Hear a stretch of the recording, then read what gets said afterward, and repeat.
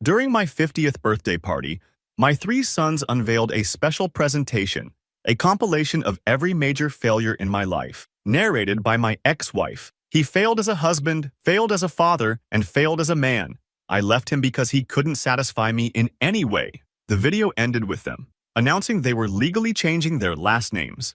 Everyone laughed as I sat there in shock. I simply thanked them for coming and left. This morning, my phone wouldn't stop vibrating with desperate messages. Look, I'm not exactly a social media guy. My oldest son Salvador set up this Reddit account for me years ago, and I barely use it. But I need to get this off my chest because I'm sitting here at 5 in the morning with my phone blowing up, and I honestly don't know what to do with myself. I turned 50 last week. 50. Half a century of busting my ass, paying bills on time, and trying to be a decent guy. I've never been the type to make a big deal about birthdays, but 50 felt like something worth celebrating, you know? For context, I've been divorced from Bernice for 8 years. 19 years of marriage down the drain when she decided I wasn't exciting enough anymore. Whatever. Water under the bridge. We have 3 sons. Salvador, 29, Franklin, 26, and Damien, 23. The boys sided with her during the split. That happens, I guess. They were teenagers, and she was always the fun parent, while I was the one saying no to expensive sneakers and staying out past midnight.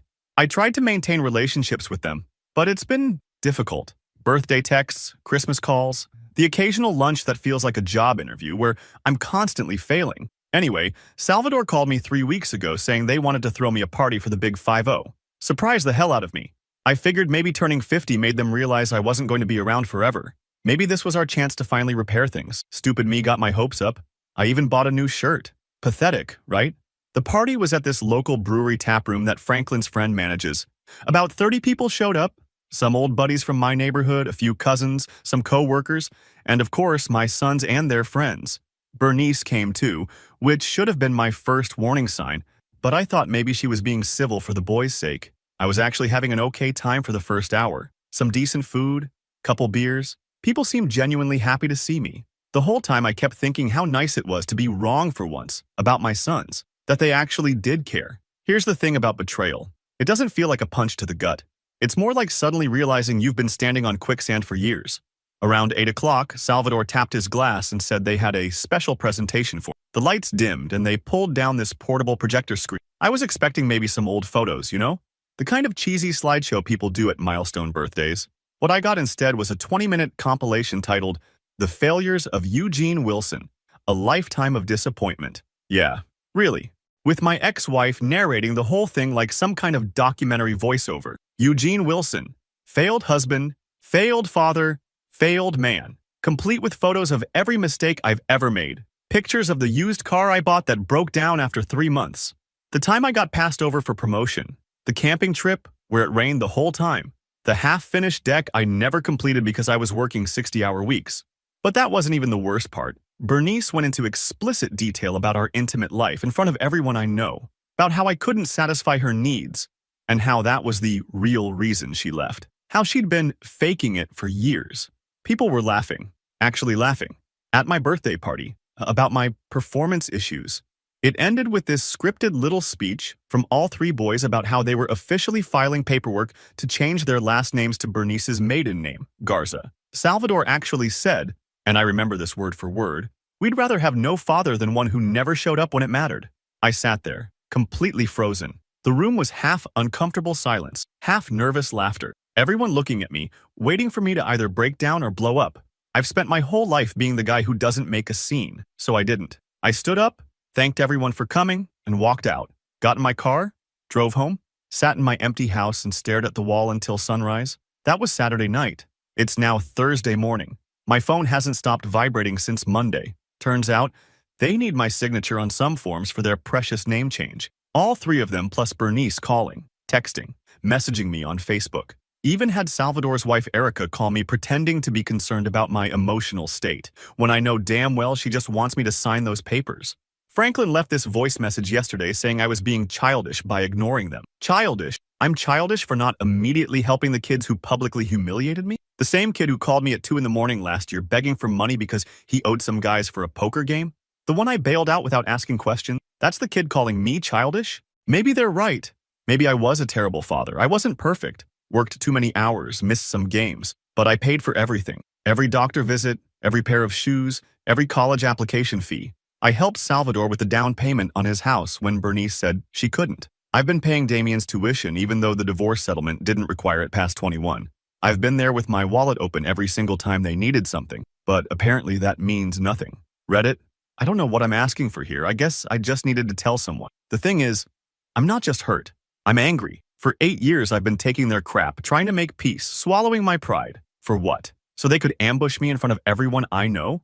My buddy Vic says I should just sign the papers and be done with them. Cut them loose, he says. My cousin thinks I should try to talk to them, figure out where all this hate came from. But honestly, I don't feel like doing either. I've spent 50 years being the reasonable, the one who compromises, the one who forgives. And what has it gotten me? A highlight reel of my failures narrated by the woman who threw away our marriage for her CrossFit instructor. Oh yeah, forgot to mention that little detail earlier. So here I sit, phone buzzing again. It's Damien this time, probably calling to tell me what a disappointment I am for not immediately helping them erase the last connection they have to me. They think I'm weak, that I'll cave like I always do. But something snapped in me when I walked out of that brewery. Something changed. They don't know what I know about each of them. They have no idea who they're dealing with now. I'm turning my phone off and taking a drive. I need to think, because for the first time in my life, I'm not going to do what's expected of me. Update 1. First off, holy crap. I never expected my last post to blow up like that. Over 2,000 comments? My notifications were going crazy for days. Thanks to everyone who sent supportive messages and advice. Sorry I couldn't respond to all of them. My old Samsung can barely handle opening the Reddit app without overheating. Look, it's been almost 3 weeks since that disaster of a birthday party. A lot of you were asking if I was okay or if I'd talked to my sons yet. The answer is complicated. I haven't been sitting around crying into my cereal every morning, if that's what you're wondering.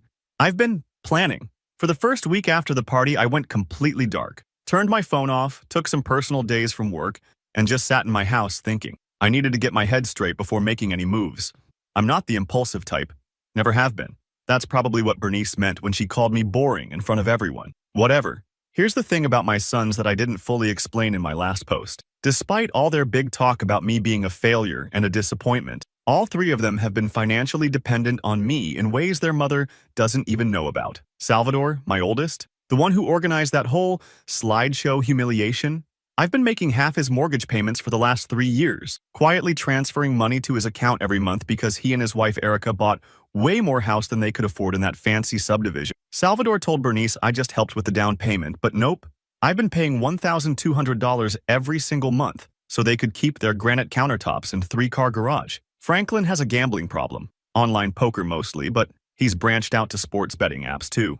His fiancée Malia has no idea. I've bailed him out 4 times in the last 2 years when he got in too deep. Last time was about $8,000. Not small change for a guy like me who's been brown bagging lunch for 30 years. And Damien, my youngest? His college tuition doesn't pay itself. Bernice promised to handle it in the divorce, but suddenly had cash flow problems when the time came. So guess who's been silently paying for his classes? Not to mention the rent on his apartment since he couldn't balance school and full-time work. After sitting with my thoughts for a week, I finally started answering their calls. I played it exactly how they expected. The defeated dad, voice all shaky, talking about how I just want to understand where I went wrong, and still love them no matter what. Basically, I fed them exactly the pathetic reaction they were hoping for. They ate it up. I suggested we have dinner, just the family, to work through things and find closure. They agreed so fast it was almost funny. Salvador picked this overpriced Italian place near his house, probably assuming I'd pick up the check like always. The dinner was something else. I showed up looking like hell on purpose. Didn't shave for days, wore an old wrinkled shirt, the whole sad sack routine. And wow, you should have seen how smug they all looked. Bernice kept giving me these fake sympathy glances while the boys took turns explaining why they had to do what they did at the party. How it was for my own good so I could finally face reality. Franklin actually had the nerve to say he was proud of me for finally taking responsibility by agreeing to sign their name change paperwork, like he was the parent and I was the child. The whole time I just nodded and looked at my plate, occasionally wiping my eyes like I was holding back tears. Inside, though, I was making mental notes of everything they said. Every cruel comment, every condescending look, every time Bernice laughed a little too loud at their jokes at my expense. The whole dinner, not one of them asked how I was actually feeling. Not one of them showed any real remorse. They were just there to collect my signature and twist the knife a little deeper, so I gave them what they wanted. Signed the papers right there at the table. Told them I understood why they didn't want my name anymore, that I was sorry for being such a disappointment. The second I got home that night, I logged into my banking app and set everything in motion. First, I canceled all automatic transfers to Salvador's account. Then, I sent an email to my bank stopping payment on the check I'd written for Damien's tuition this semester. Finally, I blocked Franklin's number so when his next gambling crisis hits, he'll be on his own. Then I did something I probably should have done years ago. I went through my email and found all the messages from Franklin asking for money to cover his gambling, screenshots of his betting accounts, Venmo transfers labeled poker bailout. I put everything into a folder, created a new email address and sent it all to Malaya with the subject line, "What your fiancé isn't telling you." That was 3 days ago. Since then, my quiet little life has turned into something straight out of a reality show. Salvador called 13 times yesterday after his mortgage payment bounced, left a voicemail screaming about how their bank sent a notice and his credit score is going to be destroyed. Apparently, Erica is absolutely losing it because they're hosting her family reunion next month and now might lose the house. Not my problem. Damien got an email from his university about his unpaid tuition and outstanding balance. He's been blowing up my phone with texts alternating between guilt trips and threats. Sorry, kid.